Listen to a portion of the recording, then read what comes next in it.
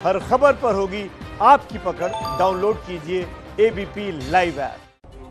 वादा है हमारा नमस्ते भारत में आज ये मुहिम चलती रहेगी यूं ही। अब एंकर चॉइस। राजस्थान में लंबे समय से चल रहा सियासी संकट सुलझता दिखाई दे रहा है। अशोक गहलोत सरकार से नाराज चल रहे सचिन पायलट पार्टी में वापस लौटने पर राजी हो गए हैं। पायलट गुट के विधायकों ने सीएम अशोक गहलोत से मुलाकात की है। सोमवार को राहुल गांधी के आवास पर चली 2 घंटे की बैठक में सचिन पायलट ने अपनी समस्याएं रखी। बैठक में प्रियंका गांधी भी मौजूद थी। इस मुलाकात के बाद कांग्रेस अध्यक्ष सोनिया गांधी ने फैसला लिया है कि 3 सदस्यीय कमेटी बनेगी जो सचिन पायलट की ओर से उठाए गए मुद्दों और नाराज विधायकों की बातों पर विचार कर प्रस्ताव पेश करेगी। राहुल गांधी से उनके आवास पर मुलाकात करने के बाद सचिन पायलट ने कहा कि सोनिया, राहुल और प्रियंका गांधी से उनकी बात अच्छे से हुई है, उन्हें खुशी है। सचिन ने पत्रकारों के जवाब में ऑल इज वेल कहा। कल हुई मुलाकात के बाद कयास लगाए जा रहे थे कि सचिन पायलट को कांग्रेस में राष्ट्रीय स्तर पर कोई बड़ा पद मिल सकता है। राजस्थान में 14 अगस्त से शुरू होने वाले विधानसभा सत्र से पहले बीजेपी विधायक दल की बैठक आज जयपुर में होनी है। विधानसभा में नेता प्रतिपक्ष गुलाब चंद कटारिया की ओर से इस संबंध में बीजेपी के सभी विधायकों को एक पत्र भेज दिया गया है। बीजेपी विधायक दल की बैठक आज शाम 4 बजे से जयपुर के होटल क्राउन प्लाजा में होगी।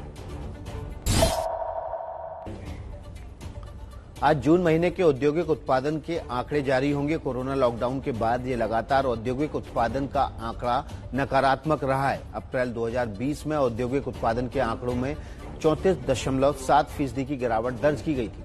अप्रैल में ये गिरावट 57.6% रह गई थी। लॉकडाउन खुलने के बाद जून का आंकड़ा पहला आंकड़ा होगा जिसमें पोस्ट लॉकडाउन में औद्योगिक उत्पादन के बारे में जानकारी मिल सकेगी।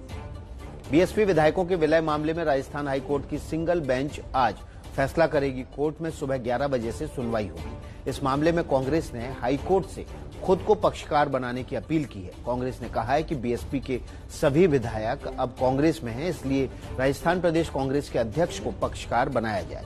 कांग्रेस ने यह भी कहा है कि इस मामले में कांग्रेस का पक्ष सुने बिना कोर्ट को कोई फैसला नहीं देना चाहिए।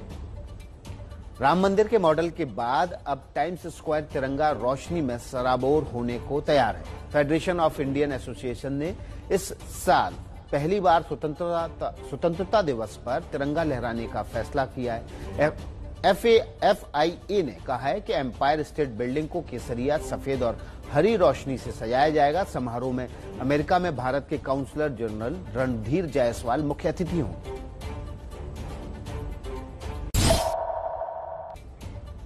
मौसम विभाग ने मुंबई में आज और कल यानी बुधवार को भारी बारिश का अलर्ट जारी किया है। मुंबई और आसपास के इलाकों में पिछले सप्ताह बारिश से भारी तबाही हुई थी। देश भर के विश्वविद्यालयों में फाइनल ईयर की परीक्षा रद्द कराने की मांग वाली याचिकाओं पर सुप्रीम कोर्ट आज 14 अगस्त को सुनवाई करेगा। सुप्रीम कोर्ट में यूजीसी के उस फैसले के खिलाफ दायर याचिका की गई है जिसमें कहा गया है कि सभी विश्वविद्यालय 30 सितंबर तक यूजी और पीजी के फाइनल ईयर के पेपर करा लें।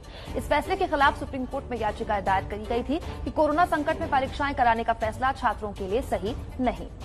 हिमाचल प्रदेश के विश्वविद्यालयों में बीए, बीएससी और बीकॉम के फाइनल ईयर की परीक्षाएं 17 अगस्त से होंगी। हिमाचल प्रदेश के उच्चतम शिक्षा निदेशालय की तरफ से इसके लिए अधिसूचना जारी कर दी गई है। अधिसूचना में कहा गया है कि परीक्षा देने वाला अगर कोई छात्र पॉजिटिव है या आइसोलेशन में है तो इसकी जानकारी 13 अगस्त तक विभाग को दे दे।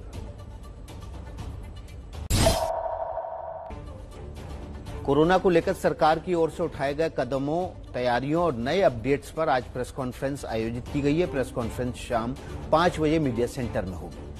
देश में कोरोना डरावनी रफ्तार से बढ़ रहा है। सोमवार को देश में 62,064 नए मामले सामने आने के बाद कोरोना मरीजों की संख्या 22 लाख के पार पहुंच गई है। स्वास्थ्य मंत्रालय ने बयान जारी करते हुए कहा है कि भारत में कोरोना से ठीक होने वाले मरीजों की संख्या 15,35,743 है। ऐसा आक्रामक तरीके से जांच करने पर संक्रमण के मामलों पर नजर रखने और कुशलता से इलाज करने की नीति के चलते संभव हुआ है।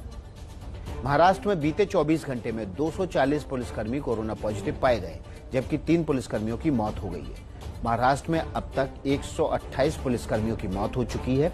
पंजाब के लुधियाना में भी 5 एसएचओ कोरोना संक्रमित पाए गए। कोरोना के खतरे को देखते हुए 13 अगस्त तक पुलिस कमिश्नर ऑफिस और 5 थाने बंद कर दिए गए। प्रधानमंत्री नरेंद्र मोदी को 100 नंबर पर कॉल कर धमकी देने वाला आरोपी गौतम बुद्ध नगर से गिरफ्तार कर लिया गया है। पुलिस ने आरोपी को फेज 3 थाने से गिरफ्तार किया। आरोपी ने 100 नंबर पर फोन कर पीएम मोदी को 1 घंटे के अंदर गोली मारने की धमकी दी थी, जिसके बाद पुलिस ने इसे गिरफ्तार किया है। पुलिस के मुताबिक आरोपी ड्रग्स का आदती है और पुलिस ने आरोपी को गिरफ्तार कर जेल भेज दिया है। एम्स अस्पताल में 22 साल के एक मेडिकल छात्र की 5वीं मंजिल से गिरने से मौत हो गई।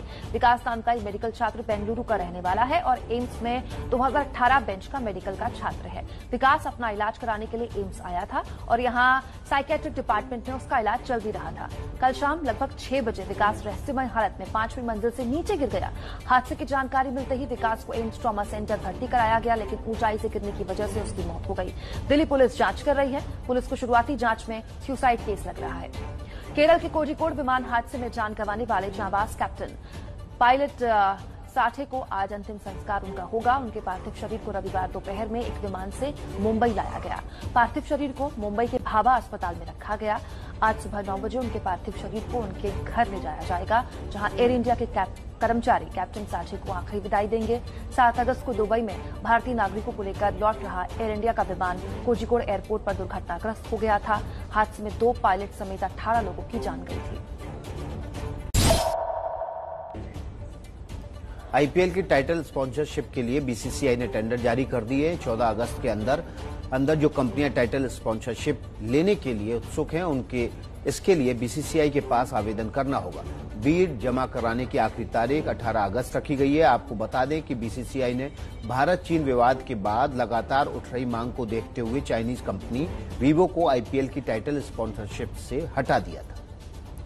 भारतीय हॉकी टीम के खिलाड़ी मनदीप सिंह भी कोविड पॉजिटिव पाए गए हैं। बेंगलुरु में चल रहे कैंप में अब तक 6 खिलाड़ी कोरोना संक्रमित पाए गए।